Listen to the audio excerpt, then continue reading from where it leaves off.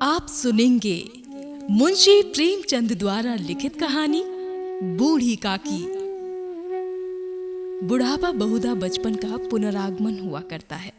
बूढ़ी काकी में जीवा स्वाद के सिवा और कोई चेष्टा शेष न थी और न अपने कष्टों की ओर आकर्षित करने का रोने के अतिरिक्त कोई दूसरा सहारा ही। समस्त इंद्रियां, नेत्र, हाथ और पैर जवाब दे चुके थे। पृथ्वी पर पड़ी रहती और घर वाले कोई बात उनकी इच्छा के प्रतिकूल करते, भोजन का समय टल जाता या उसका परिमाण पूर्ण न होता, अथवा बाजार से कोई वस्तु आती और ना मिलती तो ये रोने लगती थी। उनका रोना सिसकना साधारण रोना ना था, वे गला फाड़ फाड़ कर रोती थी। उनके पतिदेव को स्वर्ग सिधारे कालांतर हो चुका था। बेटे तरुण हो होकर चल बसे थे। अब एक भतीजे के अलावा और कोई ना था। उसी भतीजे के नाम उन्होंने अपनी सारी संपत्ति लिख दी। भतीजे ने सारी संपत्ति लिखाते समय खूब लंबे चौड़े वादे किए, किंतु वे सब वादे केवल कुली डिपो के दलालों के दिखाए हुए सब्ज बाग थे। यद्यपि उस संपत्ति की वार्षिक आय 150-200 रुपए से कम न थी, तथापि बूढ़ी काकी को पेट भर भोजन भी कठिनाई से मिलता था। इसमें उनके भतीजे पंडित बुद्धिराम का अपराध था अथवा उनकी अर्धांगिनी श्रीमती रूपा का, इसका निर्णय करना सहज नहीं। बुद्धिराम स्वभाव के सज्जन थे, किंतु उसी समय तक जब तक कि उनके कोष पर आंच न आए। रूपा स्वभाव की तीव्र थी ही सही, पर ईश्वर से डरती थी। अतएव बूढ़ी काकी को उसकी तीव्रता उतनी न खलती थी जितनी बुद्धिराम की भलमनसाहत। बुद्धिराम को कभी कभी अपने अत्याचार का खेद होता था। विचारते कि इसी संपत्ति के कारण मैं इस समय भला मानुष बना बैठा हूँ। यदि भौतिक आश्वासन और सुखी सहानुभूति की स्थिति में कोई सुधार हो सकता हो, उन्हें कदाचित कोई आपत्ति न होती, परंतु विशेष वय का भय उनकी सुचेष्टा को दबाए रखता था। यहाँ तक कि यदि द्वार पर कोई भला आदमी आकर बैठा होता और बूढ़ी काकी उसी समय अपना राग आलापने लगती, तो वो आग हो जाते और घर में आकर उन्हें जोर से डांटते। लड़कों को बुढ़ों से स्वाभाविक विद्वेष होता ही है, और फिर जब माता पिता का ये रंग देखते तो वे बूढ़ी काकी को और सताया करते। कोई चुटकी काट कर भागता, कोई इन पर पानी की कुल्ली कर देता। काकी चीख मार मार कर रोती, परंतु ये बात प्रसिद्ध थी कि वो केवल खाने के लिए रोती हैं। अतएव उनके संताप और आर्तनाद पर कोई ध्यान नहीं देता था। हाँ, काकी क्रोधातुर होकर बच्चों को गालियां देने लगती तो रूपा घटना स्थल पर आ पहुंचती। इस भय से काकी अपनी जीवा कृपाण का कदाचित ही प्रयोग करती थी। यद्यपि उपद्रव शांति का ये उपाय रोने से कहीं अधिक उपयुक्त था। संपूर्ण परिवार में यदि काकी से किसी को अनुराग था तो वो बुद्धिराम की छोटी लड़की लाडली थी। लाडली अपने दोनों भाइयों के भय से अपने हिस्से की मिठाई चबैना बूढ़ी काकी के पास बैठकर खाया करती थी। यही उनका रक्षागार था, और यद्यपि काकी की शरण उनकी लोलुपता के कारण बहुत महंगी पड़ती थी, तथापि भाइयों के अन्याय से सुरक्षा कहीं सुलभ थी तो बस यही। इसी स्वार्थानुकूलता ने उन दोनों में सहानुभूति का आरोपण कर दिया था। रात का समय था। बुद्धिराम के द्वार पर शहनाई बज रही थी और गांव के बच्चों का झुंड विस्मयपूर्ण नेत्रों से गाने का रसास्वादन कर रहा था। चारपाइयों पर मेहमान विश्राम करते हुए नाइयों से मुक्कियां लगवा रहे थे। समीप कड़ा बाट विरुदावली सुना रहा था और कुछ भावज्ञ मेहमानों की वाह वाह पर ऐसा खुश होता था मानो इस वाह वाह का यथार्थ में वही अधिकारी है। 2-1 अंग्रेजी पढ़े हुए नवयुवक इन व्यवहारों से उदासीन थे। वे इस गमार मंडली में बोलना अथवा सम्मिलित होना अपनी प्रतिष्ठा के प्रतिकूल समझते थे। आज बुद्धिराम के बड़े लड़के मुखराम का तिलक आया है, ये उसी का उत्सव है। घर के भीतर स्त्रियां गा रही थी और रूपा मेहमानों के लिए भोजन में व्यस्त थी। भट्टियों पर कड़ाह चढ़ रहे थे। एक में पूड़ियां कचौड़ियां निकल रही थी, दूसरे में अन्य पकवान बनते थे। एक बड़े हांडे में मसालेदार तरकारी पक रही थी। घी और मसाले की शुद्धावर्धक सुगंधी चारों ओर फैल रही थी। बूढ़ी काकी अपनी कोठरी में शोकमय विचार की भांति बैठी हुई थी। ये स्वाद मिश्रित सुगंधी उन्हें बेचैन कर रही थी। वे मन ही मन विचार कर रही थी, संभवतः मुझे पूड़ियां ना मिलेंगी। इतनी देर हो गई, कोई भोजन लेकर नहीं आया। मालूम होता है सब लोग भोजन कर चुके हैं, मेरे लिए कुछ न बचा। ये सोचकर उन्हें रोना आया, परंतु अपशकुन के भय से वो रो ना सकी। आहा, कैसी सुगंधी है। अब मुझे कौन पूछता है, जब रोटियों के ही लाले पड़े हैं तब ऐसे भाग्य कहाँ कि भरपेट पूड़ियां मिले। ये विचार कर उन्हें रोना आया। कलेजे में हुक सी उठने लगी, परंतु रूपा के भय से उन्होंने फिर मौन धारण कर लिया। बूढ़ी काकी देर तक इन्हीं दुखदायक विचारों में डूबी रही। घी और मसालों की सुगंधी रह रहकर मन को आपे से बाहर किए देती थी। मुंह में पानी भर भर आता था। पूड़ियों का स्वाद स्मरण करके हृदय में गुदगुदी होने लगती थी। किसे पुकारूं, आज लाडली बेटी भी नहीं आई। दोनों छोकरे सदा टिक टिक दिया करते हैं, आज उनका भी पता नहीं। कुछ मालूम तो हो कि क्या बन रहा है। बूढ़ी काकी की कल्पना में पूड़ियों की तस्वीर नाचने लगी। खूब लाल लाल फूली फूली नरम नरम होंगी। रूपा ने भली भांति भोजन किया होगा। कचौड़ियों में अजवाइन और इलायची की महक आ रही होगी। एक पूड़ी मिलती तो जरा हाथ में लेकर देखती। क्यों ना चलकर कढ़ा के सामने ही बैठूं। पूड़ियां छन छन कर तैयार होंगी। कढ़ा से गरम गरम निकाल कर थाल में रखी जाती होंगी। फूल हम घर में भी सूंघ सकते हैं, परंतु वाटिका में कुछ और बात होती है। इस प्रकार निर्णय करके बूढ़ी काकी उकड़ू बैठकर हाथों के बल सरकती हुई बड़ी कठिनाई से चौखट से उतरी और धीरे धीरे रेंगती हुई कढ़ा के पास जा बैठी। यहाँ आने पर उन्हें उतना ही धैर्य हुआ जितना भूखे कुत्ते को खाने वाले के सम्मुख बैठने में होता है। रूपा उस समय कार्यभार से उद्विग्न हो रही थी। कभी इस कोठे में जाती, कभी उस कोठे में, कभी कढ़ा के पास जाती, कभी भंडार में जाती। किसी ने बाहर से आकर कहा, महाराज ठंडई मांग रहे हैं। ठंडई देने लगी। इतने में फिर किसी ने आकर कहा, भाट आया है, उसे कुछ दे दो। भाट के लिए सीधा निकाल रही थी कि तीसरे आदमी ने आकर कहा, अभी भोजन तैयार होने में कितना विलंब है, जरा ढोल मंजीरे उतार दो। बेचारी अकेली स्त्री दौड़ते दौड़ते व्याकुल हो रही थी। झुंझलाती थी, कुड़ती थी, परंतु क्रोध प्रकट करने का अवसर न पाती थी। भय होता कहीं पड़ोसी ने ये ना कहने लगे कि इतने में ही उबल पड़ी। प्यास से स्वयं कंठ सूख रहा था। गर्मी के मारे फूकी जाती थी, परंतु इतना अवकाश ना था कि जरा पानी पी ले अथवा पंखा लेकर झले। ये भी खटका कि जरा आंख हटी और चीजों की लूट मची। इस अवस्था में उसने बूढ़ी काकी को कढ़ा के पास बैठी देखा तो जल गई। क्रोध न रुक सका। इतना भी ध्यान ना रहा कि पड़ोसी ने बैठी हुई हैं, मन में क्या कहेंगी। पुरुषों में लोग सुनेंगे तो क्या कहेंगे।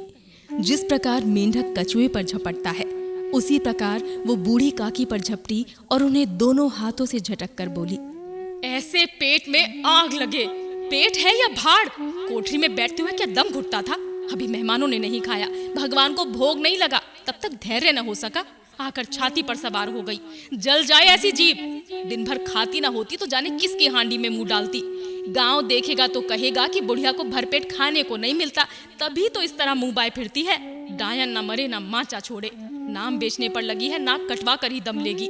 इतना ठूसती है जाने कहाँ भस्म हो जाता है। भला चाहती हो तो जाकर कोठरी में बैठो। जब घर के लोग खाने लगेंगे तब तुम्हें भी मिलेगा। तुम कोई देवी नहीं हो कि चाहे किसी के मुंह में पानी ना जाए, परंतु तुम्हारी पूजा पहले ही हो जाए। बूढ़ी काकी ने सिर उठाया, ना रोई ना बोली, चुपचाप रेंगती हुई अपनी कोठरी में चली गई। आवाज ऐसी कठोर थी कि हृदय और मस्तिष्क की संपूर्ण शक्तियां, संपूर्ण विचार और संपूर्ण भार उसी की ओर आकर्षित हो गए थे। नदी में जब कगार का कोई वृहद खंड कटकर गिरता है तो आसपास का जल समूह चारों ओर से उसी स्थान को पूरा करने के लिए दौड़ता है। भोजन तैयार हो गया है। आंगन में पत्तलें पड़ गई हैं। मेहमान खाने लगे। स्त्रियों ने जेवनार गीत गाना आरंभ कर दिया। मेहमानों के नाई और सेवक गण भी उसी मंडली के साथ किंतु कुछ हटकर भोजन करने बैठे थे, परंतु सभ्यता अनुसार जब तक सब के सब खाना चुके कोई उठ नहीं सकता था। दो एक मेहमान जो कुछ पढ़े लिखे थे, सेवकों के दीर्घाहार पर झुंझला रहे थे। वे इस बंधन को व्यर्थ और बेकार की बात समझते थे। बूढ़ी काकी अपनी कोठरी में जाकर पश्चाताप कर रही थी कि मैं कहां से कहां आ गई। उन्हें रूपा पर क्रोध नहीं था, अपनी जल्दबाजी पर दुख था। सच ही तो है, जब तक मेहमान लोग भोजन ना कर चुकेंगे घर वाले कैसे खाएंगे। मुझसे इतनी देर भी ना रहा गया, सबके सामने पानी उतर गया। अब जब तक कोई बुलाने नहीं आएगा ना जाऊंगी। मन ही मन इस प्रकार का विचार कर वो बुलाने की प्रतीक्षा करने लगी, परंतु घी की रुचिकर सुवास बड़ी धैर्य परीक्षक प्रतीत हो रही थी। उन्हें एक एक पल एक एक युग के समान मालूम होता था। अब पत्तल बिछ गई होंगी, अब मेहमान आ गए होंगे, लोग हाथ पैर धो रहे हैं, नाई पानी दे रहा है, मालूम होता है कि लोग खाने बैठ गए, जेवनार गाया जा रहा है। ये विचार कर वो मन को बहलाने के लिए लेट गई। धीरे धीरे एक गीत गुनगुनाने लगी। उन्हें मालूम हुआ कि मुझे गाते देर हो गई। क्या इतनी देर तक लोग भोजन ही कर रहे होंगे? किसी की आवाज सुनाई नहीं देती। अवश्य ही लोग खा पी कर चले गए, मुझे कोई बुलाने नहीं आया है। रूपा चिढ़ गई है, क्या जाने ना बुलाए। सोचती हो कि आप ही आवेंगी, वो कोई मेहमान तो है नहीं जो बुलाने जाऊं। बूढ़ी काकी चलने को तैयार हुई, ये विश्वास कि 1 मिनट में पूड़ियां और मसालेदार तरकारियां सामने आएंगी उनकी स्वादेंद्रियों को गुदगुदाने लगी। उन्होंने मन में तरह तरह के मंसूबे बांधे। पहले तरकारी से पूड़ियां खाऊंगी, फिर दही और शक्कर से, कचौड़ियां रायते के साथ मजेदार मालूम होंगी। चाहे कोई बुरा माने चाहे भला, मैं तो मांग मांग कर खाऊंगी। यही ना लोग कहेंगे कि इन्हें विचार नहीं। कहा करें, इतने दिन के बाद पूड़ियां मिल रही हैं तो मुंह झूठा करके ही थोड़ी ना उठ जाऊंगी। बोकड़ू बैठकर सरकते हुए आंगन में आई, परंतु हाय दुर्भाग्य, अभिलाषा ने अपने पुराने स्वभाव के अनुसार समय की मिथ्या कल्पना की थी। मेहमान मंडली अभी बैठी हुई थी। कोई खाकर उंगलियां चाटता था, कोई तिरछे नेत्रों से देखता था कि और भी लोग आ रहे हैं या नहीं। कोई इस चिंता में था कि पत्तल पर पूड़ियां छूटी जाती हैं, किसी तरह इन्हें भीतर रख लेता। कोई दही खाकर चटकारता था, परंतु दूसरा दोना मांगने में संकोच करता था कि इतने में बूढ़ी काकी रेंगती हुई उनके बीच में आ पहुंची। कई आदमी चौंक कर उठ खड़े हुए, पुकारने लगे, अरे अरे ये बुढ़िया कौन है? यहाँ कहाँ से आ गई? देखो किसी को छू ना दे। पंडित बुद्धिराम काकी को देखते ही क्रोध से तिलमिला गए। पूड़ियों का थाल लिए खड़े थे, थाल को जमीन पर पटक दिया और जिस प्रकार निर्दयी महाजन अपने किसी बेईमान और भगोड़े कर्जदार को देखते ही उसका टेंठुआ पकड़ लेता है, उसी तरह लपक कर उन्होंने काकी को दोनों हाथों से पकड़ा और घसीटते हुए लाकर उन्हें कोठरी में धम से पटक दिया। आशा रूपी वाटिका लू के एक झोंके में विनिष्ट हो गई। मेहमानों ने भोजन किया, घर वालों ने भोजन किया, बाजे वाले, धोबी, चमार भी भोजन कर चुके, परंतु बूढ़ी काकी को किसी ने ना पूछा। बुद्धिराम और रूपा दोनों ही बूढ़ी काकी को उनकी निर्लज्जता के लिए दंड देने का निश्चय कर चुके थे। उनके बुढ़ापे पर, दीनता पर, हदज्ञान पर किसी को करुणा न आई थी। अकेली लाडली उनके लिए कुढ़ रही थी। लाडली को काकी से अत्यंत प्रेम था। बेचारी भोली लड़की थी, बाल विनोद और चंचलता की उसमें गंध तक ना थी। दोनों बार जब उसके माता पिता ने काकी को निर्दयता से घसीटा तो लाडली का हृदय ऐंठ कर रह गया। वो झुंझला रही थी कि हम लोग काकी को क्यों बहुत सी पूड़ियां नहीं देते? क्या मेहमान सबकी सब खा जाएंगे? और यदि काकी ने मेहमानों से पहले खा लिया तो क्या बिगड़ जाएगा? वो काकी के पास जाकर उन्हें धैर्य देना चाहती थी, परंतु माता के भय से ना जाती थी। उसने अपने हिस्से की पूड़ियां बिल्कुल ना खाई थी, अपनी गुड़िया की पिटारी में बंद कर रखी थी। उन पूड़ियों को काकी के पास ले जाना चाहती थी। उसका हृदय अधीर हो रहा था। बूढ़ी काकी मेरी बात सुनते ही उठ बैठेंगी, पूड़ियां देखकर कैसी प्रसन्न होंगी, मुझे खूब प्यार करेंगी। रात के 11 बज गए थे। रूपा आंगन में पड़ी सो रही थी। लाडली की आंखों में नींद ना आती थी। काकी को पूड़ियां खिलाने की खुशियों से सोने ना देती थी। उसने गुड़िया की पिटारी सामने रखी। जब विश्वास हो गया कि अम्मा सो रही हैं, तो वो चुपके से उठी और विचारने लगी, कैसे चलूं? चारों ओर तो अंधेरा है। केवल चूल्हों में आग चमक रही थी और चूल्हों के पास एक कुत्ता लेटा हुआ था। लाडली की दृष्टि सामने वाले नीम पर गई। उसे मालूम हुआ कि उस पर हनुमान जी बैठे हुए हैं। उनकी पूंछ, उनकी गदा वो स्पष्ट दिखलाई दे रही थी। मारे भय के उसने आंखें बंद कर ली। इतने में कुत्ता उठ बैठा। लाडली को ढांढस हुआ। कहीं सोए हुए मनुष्यों के बदले एक भागता हुआ कुत्ता उसके लिए अधिक धैर्य का कारण हुआ। उसने पिटारी उठाई और बूढ़ी काकी की कोठरी की ओर चली। उधर बूढ़ी काकी को केवल इतना स्मरण था कि किसी ने उनके हाथ पैर पकड़कर घसीटे। फिर ऐसा मालूम हुआ जैसे कोई पहाड़ पर उड़ाए लिए जाता है। उनके पैर बार बार पत्थरों से टकराए। तब किसी ने उन्हें पहाड़ पर से पटका और वे मूर्छित हो गई। जब वे सचेत हुई तो किसी की जरा सी भी आहट न मिलती थी। समझी कि सब लोग खा पी कर सो गए हैं और बोली, सब लोग सो गए हैं शायद, और उनके साथ मेरी तकदीर भी सो गई। रात कैसे कटेगी राम, क्या खाऊं, पेट में अग्नि धधक रही है। हाँ, किसी ने मेरी सुधि ना ली। क्या मेरा पेट काटने से धन जुड़ जाएगा? इन लोगों को इतनी दया भी नहीं आती कि ना जाने बुढ़िया कब मर जाए, उसका जी क्यों दुखावे। मैं पेट भर की रोटियां ही तो खाती हूँ कि और कुछ। इस पर हाल ये है कि मैं अंधी अपाहिज ठहरी, ना कुछ सुनूं ना बूझूं। यदि आंगन में चली गई तो क्या बुद्धिराम से इतना कहते ना बनता था कि काकी अभी लोग खाना खा रहे हैं, फिर आना। मुझे घसीटा पटका। उन्हीं पूड़ियों के लिए रूपा ने सबके सामने गालियां दी। उन्हीं पूड़ियों के लिए इतनी दुर्गति करने पर भी उनका पत्थर का कलेजा ना पसीजा। सबको खिलाया, मेरी बात तक ना पूछी। जब तभी ना दी तो अब क्या देंगे। ये विचार कर काकी निराशा में संतोष के साथ लेट गई। ग्लानि से गला भर भर आता था, परंतु मेहमानों के भय से रोती ना थी। सहसा कानों में आवाज आई, काकी उठो, मैं पूड़ियां लाई हूं। काकी ने लाडली की बोली पहचानी, चटपट उठ बैठी। दोनों हाथों से लाडली को टटोला और उसे गोद में बैठा लिया। लाडली ने पूरियां निकाल कर दी। काकी ने पूछा, क्या तुम्हारी अम्मा ने दी हैं? लाडली ने कहा, नहीं, ये मेरे हिस्से की हैं। काकी पूड़ियों पर टूट पड़ी। 5 मिनट में पिटारी खाली हो गई। लाडली ने पूछा, काकी पेट भर गया? जैसे थोड़ी सी वर्षा ठंडक के स्थान पर और भी गर्मी पैदा कर देती है, उसी भांति इन थोड़ी सी पूड़ियों ने काकी की शुद्धा और इच्छा को और उत्तेजित कर दिया था। बोली, नहीं बेटी, जाकर अम्मा से और मांग लाओ। लाडली ने कहा, अम्मा सोती हैं, जगाऊंगी तो मारेंगी। काकी ने पिटारी को फिर टटोला।